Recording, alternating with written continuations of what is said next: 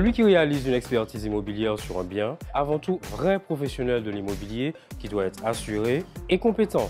Donc c'est-à-dire qu'il doit avoir une connaissance du secteur sur lequel le bien est implanté, du métier et du marché immobilier dans lequel il exerce.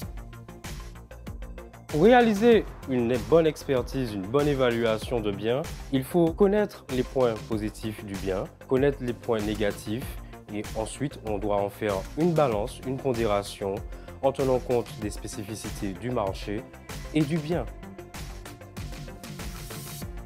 On observe essentiellement d'abord les 5 grandes parties, le clos, le couvert, les fermetures, le hors d'eau, hors d'air.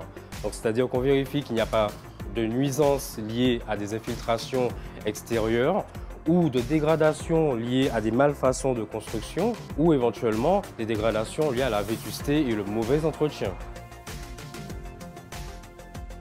Un bon expert est signataire de la charte européenne des experts et par définition respecte le code déontologique. Donc il n'est généralement pas juge et partie. S'il intervient en transaction, il ne peut pas intervenir en expertise. S'il intervient en expertise, il ne doit pas intervenir en transaction. La réalisation d'une expertise vous permettra toujours d'avoir le meilleur œil sur les possibilités vis-à-vis du bien. Vous pouvez avoir un certain nombre d'atouts cachés sur votre bien dont vous n'aviez pas la connaissance.